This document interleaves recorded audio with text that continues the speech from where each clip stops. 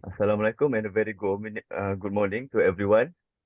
So, I welcome you to this enlightening forum on Indian culture. My name is Abdul Hadi, and I have the pleasure of being your moderator today. I am joined by my team of question givers and our esteemed guest, Mr. Faris, who hails from India and will be sharing his insight on Indian culture with us. So, Mr. Faris, it's an honor to have you today. His deep knowledge and experience in Indian culture will undoubtedly provide us with valuable insight.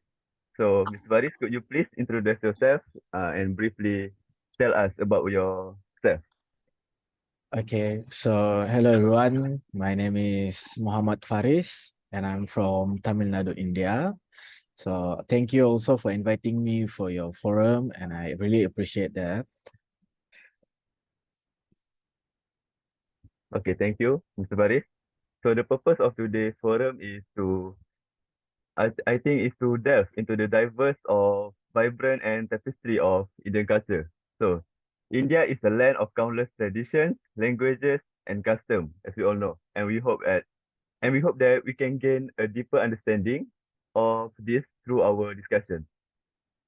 So our team, the total of seven people have prepared you with 7 questions, 7 or 8 questions, so that you can answer them. So before we begin, I would like to remind our audience and our participants that it is crucial if you have questions or thoughts related to Indian culture, just feel free to submit, okay? And you can submit your question by maybe opening the mic or maybe typing some in in the chat box. Okay. So without further ado, I think we can begin our forum with the first question. So, firstly, I would like to ask about can you tell us about the traditional food or dishes of your country? Yeah, sure, I can tell it. Okay, so actually in India, which is a part of my place in Tamil Nadu, there are actually a lot of traditional food.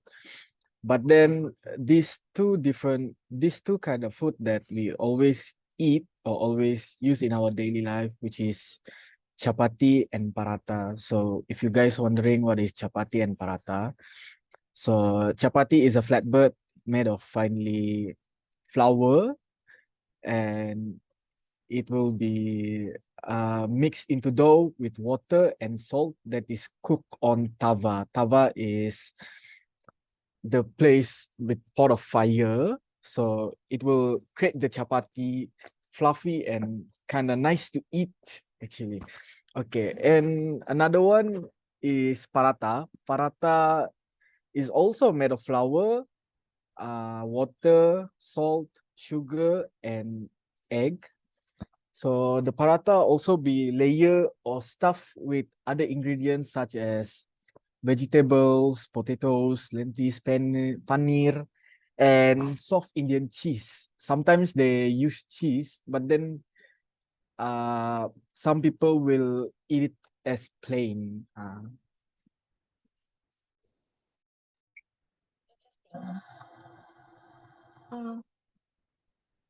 Okay, we've got the answer from our guest, Mr. Faris. So, Mr. Faris, do you wonder about our food here in Malaysia? Yeah, I'm still wondering what kind of food do you guys have in Malaysia? Can you tell me some of them? Yeah, can sure. So basically, Malaysia have a lot of traditional food, and also Malaysia is there are blended religions. Mainly, there are three religions, that is Malay, Chinese, and Indians. So the most famous and a popular dish would be the nasi lemak, which is made by the coconut milk and served with the sambal spices chili. And also the roti canai is very famous, and mee goreng, laksa, char kway teow, and many more. Okay, so that's all about the food in Malaysia. So, Mr. Faris, if I may ask, mm, does the price of the food there is is it pricey or is it actually affordable for something like you used to eat all day? like chapati, your paratha. If you convert it to Malaysia ringgit, but you live at the India, how much is it? Okay, for this question, actually I need to use some calculations because the rates always change a lot. So if in India the foods are not that kind of expensive, but it is affordable, you can buy it, or even though you can make it at your on your own at your home. So if you want to convert in Malaysia, maybe around 50 cents to one, what do you guys call in Malaysia? If we call it rupee and then you guys call it as? Oh, ringgit. Ringgit Oh, Malaysia. okay. Okay, so it Oh, will be 50 cents or 1 ringgit in Malaysia. okay. Okay, thank you for the information. So we will move on to our second question. So the second participant may ask the question. Hi, Mr. Paris. My name is Janslina, and my question for you today is, what do you think the challenges does your country face to keep the tradition alive? You get it? Okay, yeah, I get it. Okay, that's a tricky question actually. So in my country, which is India, we face a lot of challenges in keeping our traditions, such as like whenever people around the world they came to visit India, so they won't try to eat the food that are made by Indians, but then they still want to go and get those modern foods such as fried rice, fried noodles, and they will still look for pizzas, everything. Even Indians sometimes they'll go and look for those kind of modern foods instead of the traditional foods. Okay. So just to keep this traditional alive, you can farm this traditional alive in the village, which is like my country. I'm living in a village. So whenever I go or wherever I go, they'll always try to prioritize the traditional food instead of the modern food, like chapati, paratha, everything, and then the culture. So they'll try to keep it alive.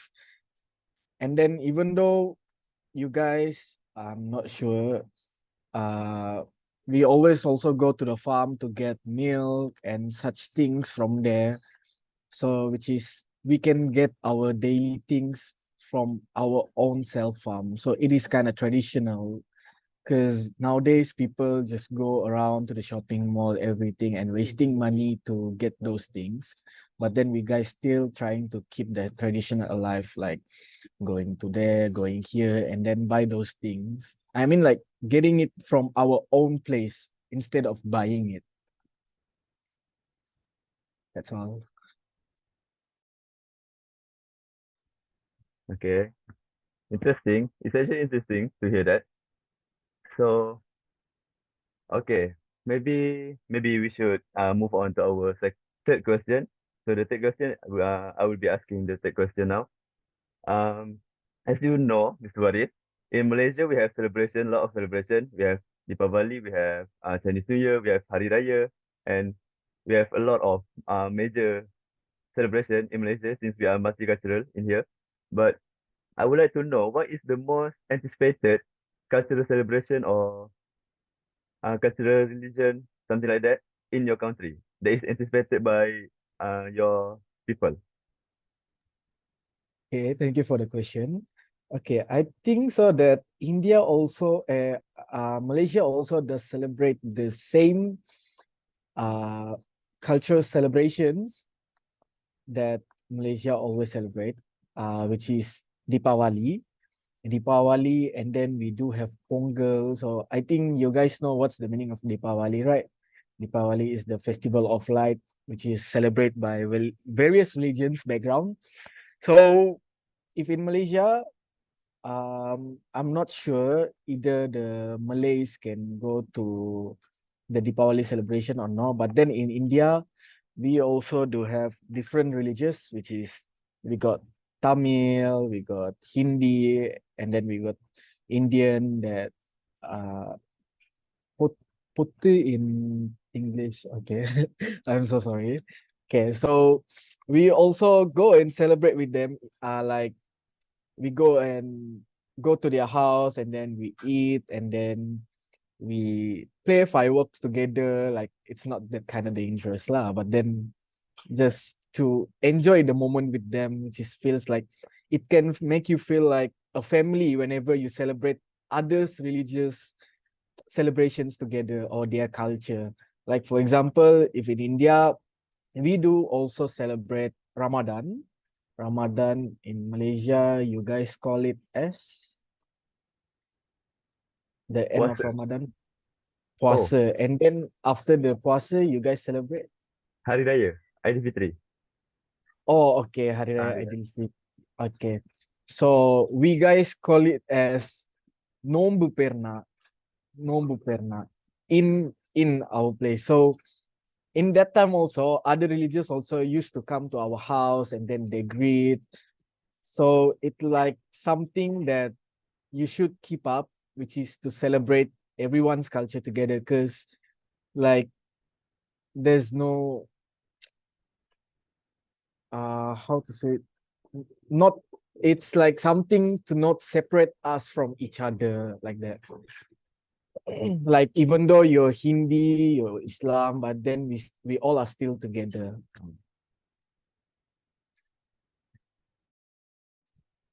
Okay, thank you, Miss Faris.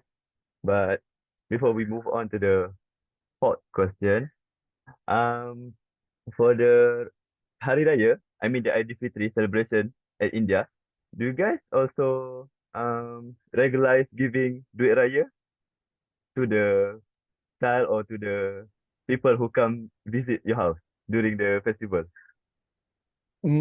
Actually, they don't give it to the child, but then they give it to the age like me, like I'm 21, 22, and I'm not married. So my uncles, my aunts, they always give it to me. So it was like kind of like makes me feel like I'm still a child. So I do enjoy it because yeah, at this age, no one's will give you those money. So it was like True. something funny at the same time, but then it's kind of enjoyable because you still can get to feel the moment that when you feel when you were a child. Okay, okay.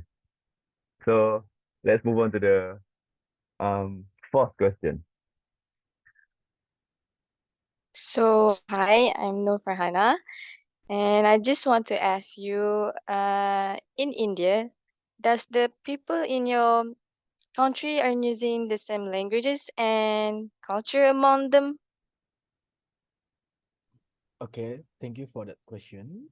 Okay, so if you guys see in India, there actually a lot of parts where in each district they use different kind of languages. So for example, in Tamil Nadu, they use Tamil. Okay, so when you go to those side, which is New Delhi, Mumbai, everything, they'll use Hindi there. But then when you go to Kerala, Kerala is a part of India, but then it's kind of far away.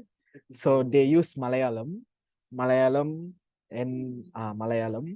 and Telugu.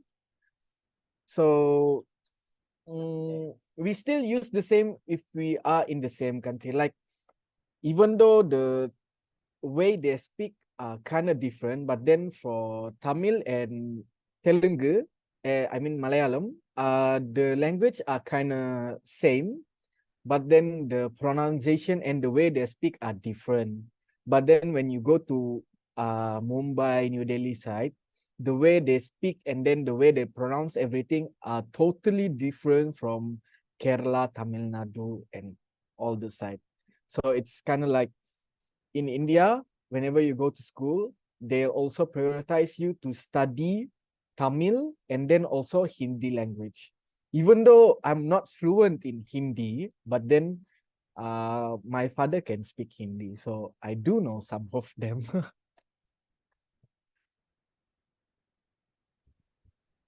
Okay, so that's about the language, right? But I think you haven't answered about the culture among the people in India. So is the culture among your people is the same with the other? if in my village the cultures are same like in India, maybe you guys can search in Google Maps or something. So my place is um in Nagapattinam district. If you guys search for that, Nagapattinam district, Sankara Pandal, that is my father's place. And that is also my place. And then if you guys want to see for my mom's place, which is Tanjavur district, Kolomangudi. So you guys can search for it later. So if in India, we still do have the culture among us, uh like in my place in India, in Nagapattinam, like the whole village, most of them are Muslims, but then there are still some of the Tamil people who live, like we also live in the same street, we also do everything together. So it like, yeah, we still do celebrate everything, culture and everything together. Okay, thank you, Ms. Faris. Um, just to let you know, if you are wondering about our language and our culture, Nufana, can you present some to Mr. Faris about the language and the culture in our country, Malaysia? Yes, sure. Like in Malaysia, there are multiracial people and diverse cultures, like such as the Malay people, the Chinese, the Indian, Iban, and much more. So mostly, they use Malay language in their daily life, but they also use their mother tongue, like the Indian use the Tamil, the Chinese use the Mandarin, in their conversation. But in the certain places, like in the capital of Malaysia, like Kuala Lumpur, they tend to mix English and Malay in their conversation. So that's for the language. So about the culture, as Hadi said just now, like they have a different celebration, like the Hari Raya, the Ramadan, the Deepavali, the Chinese New Year. So here is like celebration. The celebration is a lot. So much more like Indians, like you said, you also celebrate the Ramadan there, the Raya. So it's most likely the same. So I think that's all. Okay. So, Mr. Faris, do you hear that? The answer? Yeah, I hear that. It's kind of interesting. I should Okay. visit Malaysia next time. Yeah, you should. You should. I will be your tour guide. Okay. So, moving on to the next question. Um. Okay. You may ask. Okay, hello, Mr. Faris. I'm Noarna Damia. Okay, so for my question is, what is the traditional element music of your country, and what's the most commonly used instrument? Okay, thank you for this question. Even though I'm not that kind of familiar with those instruments that they use in India, but then I still do know two classic music being cornerstone that they usually use, which is Hindustani and Carnatic. They use North Indian music and then South Indian. And then they also do have melodical scales and rhythmic patterns. Okay, I'm so sorry because I'm not even familiar a lot with those instruments. But then um each each part of India, they have different type of music. I mean, like in 90s, if you want to use those instruments, and nowadays they still use it, but then it's kind of what people usually say, they seldom use them. So it's kind of hard to find those things. But then in India, we do call it as Kollywood. And then in Hindi, I mean, like in that side, which is New Delhi, Mumbai, every day they will call it as Bollywood. I think that's all I know. But then Though in 90s, I think they always use those traditional instruments, but nowadays I think they use the piano, guitar, and everything. Like they seldom use those instruments again, except if someone getting married or anything, you can hear those melodious things again. Okay, thank you for the answer. Okay, so the last question for me. As we all know, there are four major sections in your country, right? So are these sections have diversity of religious belief and practices? Okay, so we do have Islam, Muslims, and then we do have Tamilan. Actually, until now, I don't know how to tell the name of them, but then I do call them as Indian lah, Indian, the pure Indian that they have பொட்டு பொட்டு வச்சிருப்பாங்க. Okay, here, okay. I'm so sorry, I'm not that fluent in English, so yeah. Okay, and then we do have Christians also. We do have here, like when I was a kid, I usually go to the church, and I'm not sure what festival is that. Like the outside of the church, everyone will lighting up the candles, but I don't know what is it. So I bought a big candle and then I go there and then I put it. Okay, so that's one of the like practicing everything together, something like that. Like you should, or like people know about Muslims, so we also need to know about their culture and everything. So like, yeah, that's all I think so. Thank you, Mr. Paris. Okay, welcome. Okay. Thank you for the answer, Mr. Farid. So let's move on to the next question. So Hi, hi, Mr. Faris. I'm Sivashankari Ramalingam. So my Hello. question is also related to the very first question, which is food. So you have mentioned that your country has many kind of foods, right? So could you name some of them? Okay, sure, I can tell. So, like I said just now, we got paratha, chapati, and then we have ikli, and then we do have idiyappam, and then like there are a lot of sweets that I like. For example, like um, mm, என்ன பேர் அது மறந்து தொலைச்சிட்டேனே. Um, we have laddu and everything kind of them. So it's kind of one of my favorite. Whenever I go, I will go and buy them, and I'll ask my parents or my grandma. So whenever I'm in my home, I'll ask her to cook for me.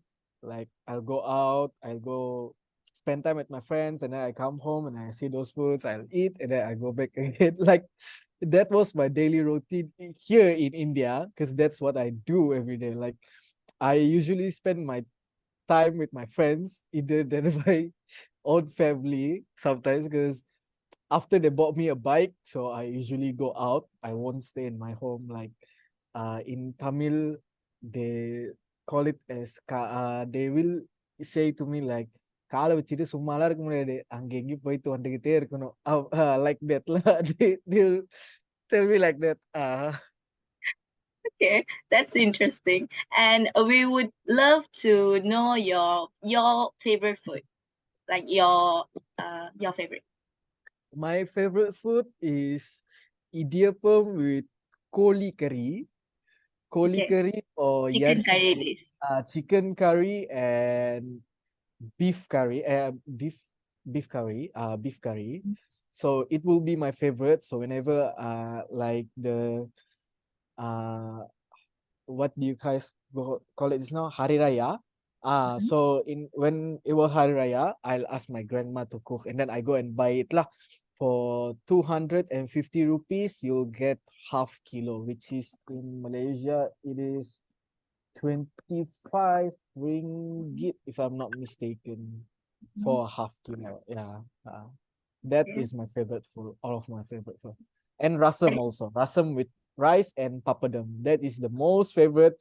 So if I broke or my grandma is not around, I'll go to the kitchen and then I'll call her. I ask how to cook this. even though it's not tasty, but then I still eat it because it is one of my favorite. Rasam is my favorite too. Oh, Thank you so nice. much. Yeah, thank you so much for your answer. Okay, thank you. So let's move on to the last question of this forum. So we may you may ask. Okay, hello, Sir Faris. So my name is Amaisa. So I have a question for you. Can you tell us what is the taboo or unspoken rules in your country? Okay, so unspoken rules. So when like I was traveling, and then when I came back to India, there was a big big problem that Muslims are facing, which is the president of India doesn't want the Muslims to wear their hijab, and they want them to get out of India and move to another country. So it was a problem, and it was a rules that they should like prioritize, because Muslims have their rights to wear those, because it is something to protect themselves. But then the president, I don't know what he was thinking. He just simply said that um that Muslims cannot wear those things. And then I'm not sure what they call it in English, but then we call it as poratem, which is like a lot of people uh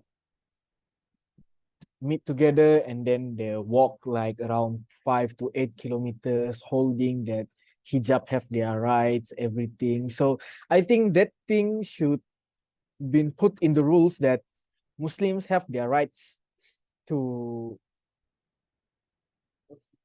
wear those things and everything.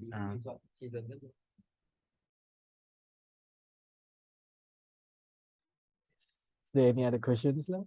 Oh, sorry. So, Mr. Faris, do you have any question regarding our taboo or unspoken rules in our country? Okay. I did prepare some questions, but then it is still the same. So, okay. So just now, I think you guys already asked me about, tell me about your traditional food. So the next one will be, okay. So in Malaysia, do you guys use the same language and culture among them? I mean, for general, we mainly use Bahasa Melayu. And also, if Mr. Faris go to MSU here, we will speak mainly using English and Bahasa Melayu. Sometimes we use Manglish, right? But if Sir Faris, if you go to the Pantai Timur, which consists of Kelantan, Terengganu, Pahang, Mr. Faris will find a dialect words such as the Kelantan's word, Terengganu's word, etc. etc. So each state have their own slang or have their own what we call it accent like that, Mr. Faris.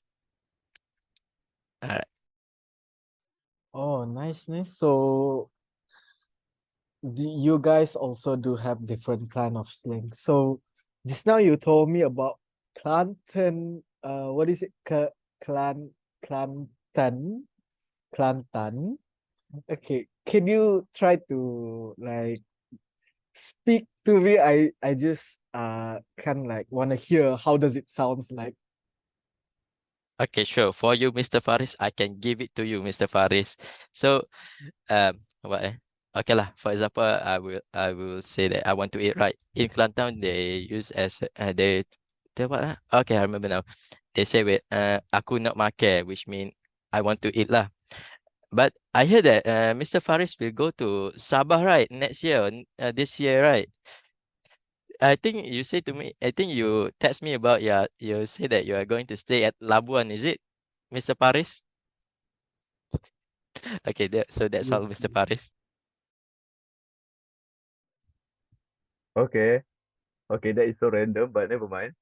So um so the meeting is actually about to end now. I think Yeah. each and every one of us already asked a question to Mr. Faris, and little by little we already learned about their culture in India. And Mr. Faris, I would like to thank you so much for spending your time with us in this tiny forum. Without you, we cannot even finish the assignment for the Tita subject. So once again, I would like to thank you so very much, and I hope that your days ahead will be full of butterfly and flowers and full of rainbows. And have a great day. And see you when I see you. So thank you very much, Mr. Faris. Yeah, thank you so much also for inviting me, and thank God I didn't go to work.